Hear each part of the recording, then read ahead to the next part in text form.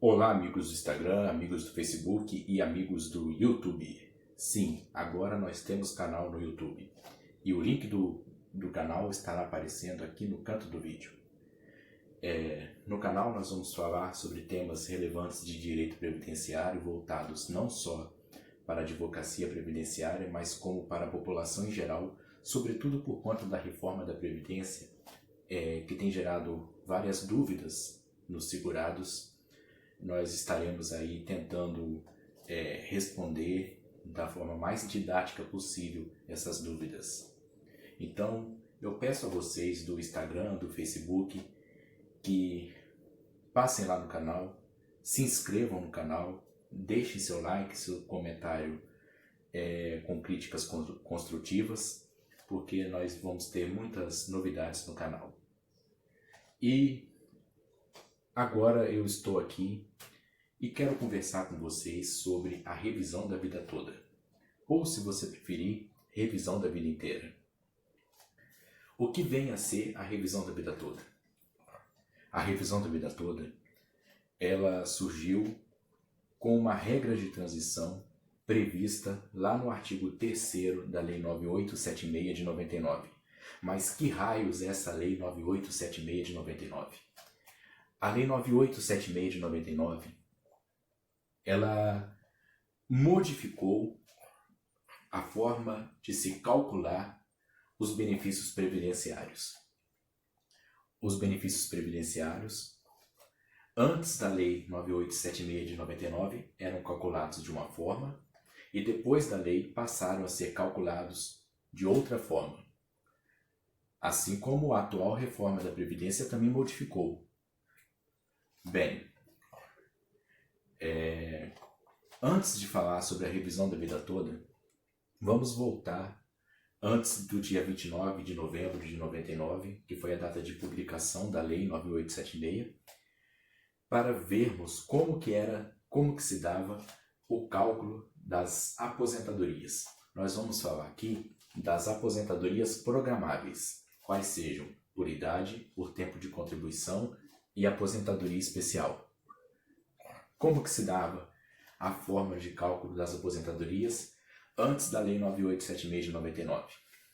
Dizia lá o artigo 29 da Lei 8.213 de 91, mais ou menos o seguinte, o artigo vai estar aparecendo por aqui no canto do vídeo, mas dizia mais ou menos o seguinte, que considerava-se salário de contribuição, a média aritmética simples dos 36 meses imediatamente anteriores ao desligamento do segurado do trabalho ou ao pedido administrativo de aposentadoria, em período não superior a 48 meses. Então, como funcionava?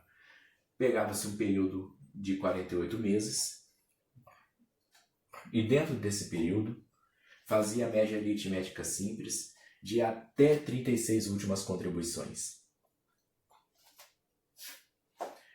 E aí achava-se o salário de benefício, que era o valor da aposentadoria,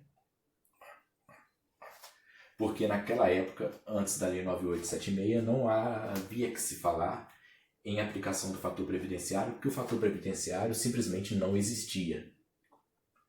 Então a renda mensal inicial era o mesmo valor do salário de benefício. Esse tipo de cálculo, a meu ver, era desvantajoso. Por que era desvantajoso? Imagine você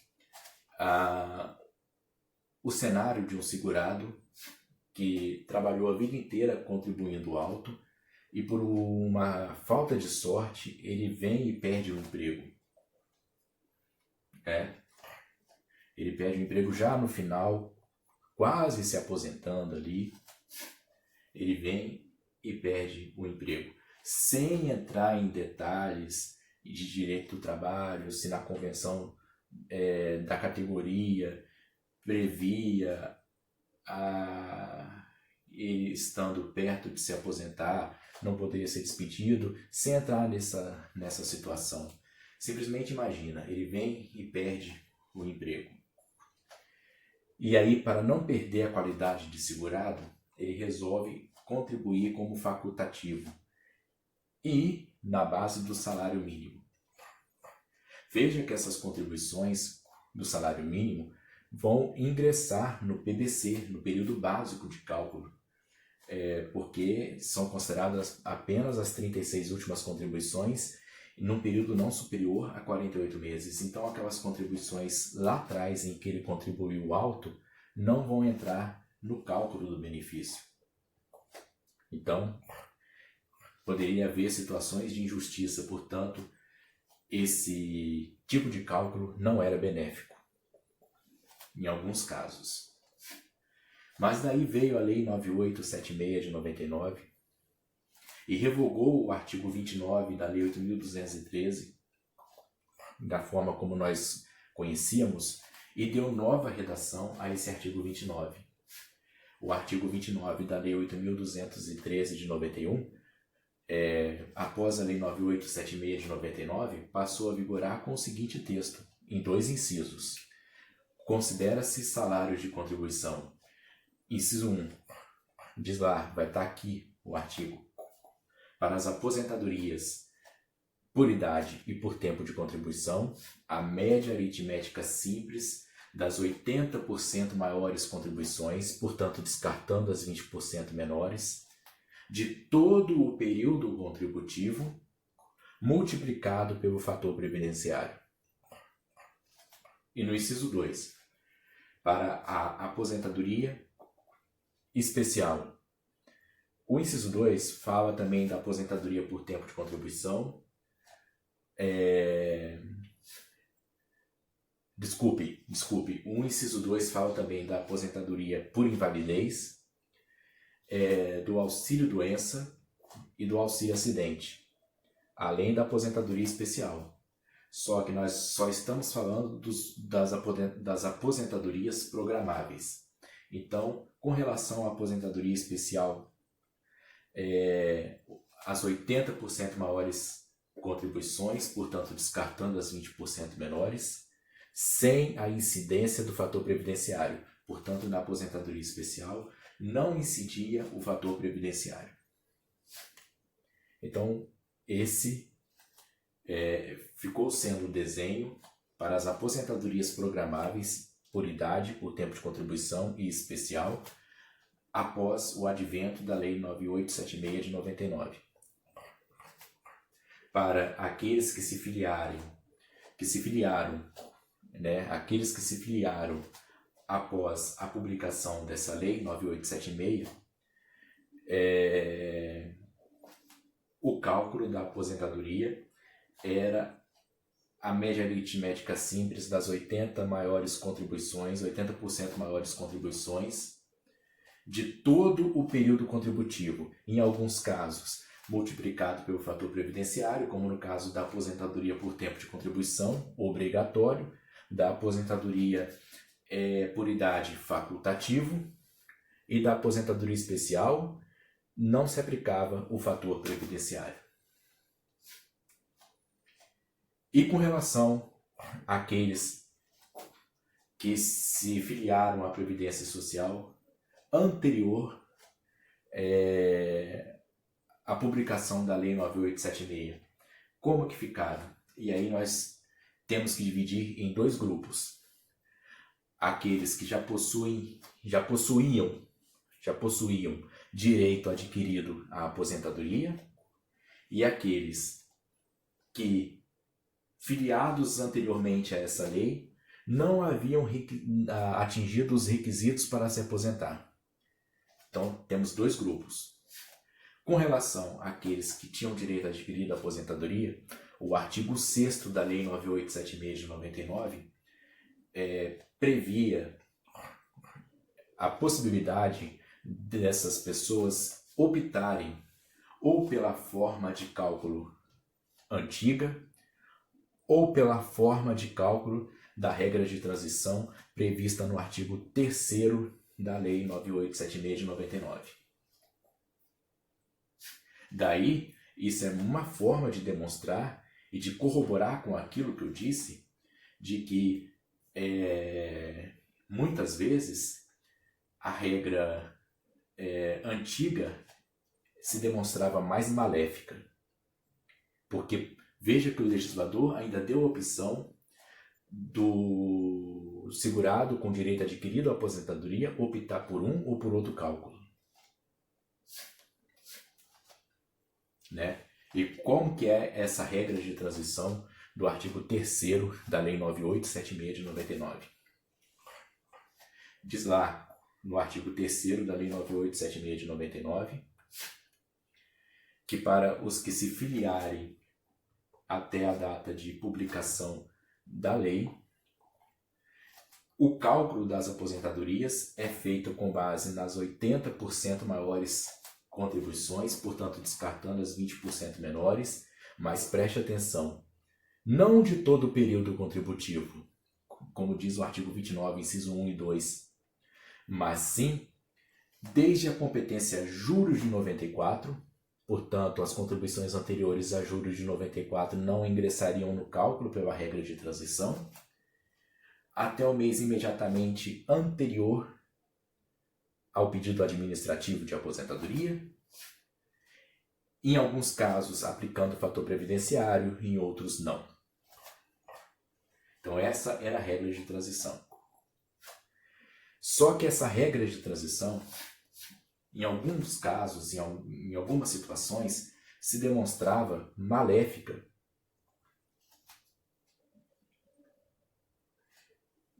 Como assim? Por não incluir as contribuições anteriores a julho de 94, acarretava num achatamento da sua aposentadoria. E como você, advogado, consegue saber se o seu cliente se encaixa nesses casos em que a aplicação da regra de transição do artigo 3º da Lei 9876 de 99 é prejudicial a ele? É preciso fazer cálculo, já vou dizer para vocês que é preciso fazer cálculo. Porque em algumas situações, a revisão da vida toda, a inclusão de períodos anteriores a julho de 94, pode acarretar num efeito reverso, num achatamento do valor dessa aposentadoria. Então, muito cuidado, façam cálculos. Se você não sabe fazer cálculos previdenciários, compre um programa que já faz o cálculo lá. Mas existem alguns indícios de que o seu cliente terá direito. Na primeira situação, o seu cliente contribuiu alto antes de julho de 94. Provavelmente, as inclusões dessas contribuições altas pode acarretar no aumento da aposentadoria do seu cliente. Segundo, o seu cliente contribuiu pouco após julho de 94, não atingindo os 80%. O período básico de cálculo de julho de 94 até o mês anterior ao requerimento administrativo, para dar os 80%, tem que ser de 120 meses. Então imagina que ele contribuiu com menos de 60%. Ele contribuiu aí com 60 meses. Ele vai cair no divisor mínimo. E aí o cálculo não vai levar em conta a média aritmética simples das 80% maiores contribuições. Quando se cai no divisor mínimo, o cálculo é a soma das 60 contribuições dividido por 60% de 120 meses. Portanto, por 78. Então, divide-se por 60% e acha-se o salário de benefício. Então, nesse caso em que cai o divisor mínimo, a inclusão de contribuições anteriores a julho de 94 pode aumentar o valor da aposentadoria do seu cliente. E a terceira situação, o seu cliente, após julho de 94, passou a contribuir com menos, ou seja, com menor valor. Passou a contribuir com valor baixo. A inclusão dessas contribuições anteriores a julho de 94 também pode acarretar no aumento da aposentadoria do seu cliente. Mas, repito, é sempre necessário fazer cálculos, porque existem situações em que, se você não fizer cálculo e você entrar com a aposentadoria, com a revisão da vida toda para o seu cliente, e o juiz não observar, você pode achatar o valor da aposentadoria. Então, muito cuidado com relação a isso. Então, como que funciona a revisão da vida toda? A revisão da vida toda, você pede o afastamento da regra de transição para aplicação do artigo 29, incisos 1 e 2, dependendo da aposentadoria do seu cliente, inciso 1, inciso 2, da Lei 8.213 de 91. Essa é a regra de transição, porque o artigo 29, inciso 1 e 2, não considera apenas a competência juros de 94 em diante, mas sim todo o período contributivo. A revisão da vida toda, ela foi muito discutida e nós chegamos até em algum caso nosso, receber improcedência do pedido na primeira instância, manteve a sentença de improcedência na segunda instância, só que o STJ virou essa situação com o tema 999, onde se discutiu a possibilidade de aplicação dessa revisão. No julgamento dos recursos especiais que estarão aparecendo aqui no canto do vídeo, o STJ foi favorável à tese da revisão da vida toda. Então, hoje, a revisão da vida toda ela é aceita pelo STJ e você, advogado. Então, voltando aqui, pessoal, tivemos um pequeno problema técnico, mas como eu ia falando, o STJ virou o jogo, né? Com o julgamento do tema 999, através dos recursos especiais citados aqui no canto do vídeo, o STJ entendeu pela possibilidade de inclusão dos períodos das contribuições anteriores a julho de 94, quando se demonstrar mais benéfico ao segurado, né? Então, esse é o momento de você, advogado, ingressar com a revisão da vida inteira, antes que o STF vá lá e dê uma decisão política. Porque com certeza o INSS vai levar essa situação ao STF. E nós já conhecemos a bênção adquirida que é o nosso Supremo Tribunal Federal. Então, recapitulando, revisão da vida toda é o afastamento da regra de transição do artigo 3º para aplicação da regra geral do artigo 29, incisos 1 e 2 da Lei 8.213, para o cômputo no PBC, no período básico de cálculo, das contribuições anteriores a julho de 94. E cabe em algumas situações, a saber, quando contribuiu alto antes de julho de 94, quando contribuiu pouco após julho de 94, caindo no divisor mínimo, ou quando contribuiu com valor menor após julho de 94. Em todos esses casos, é necessário se fazer cálculos. Ok? É isso aí, galera.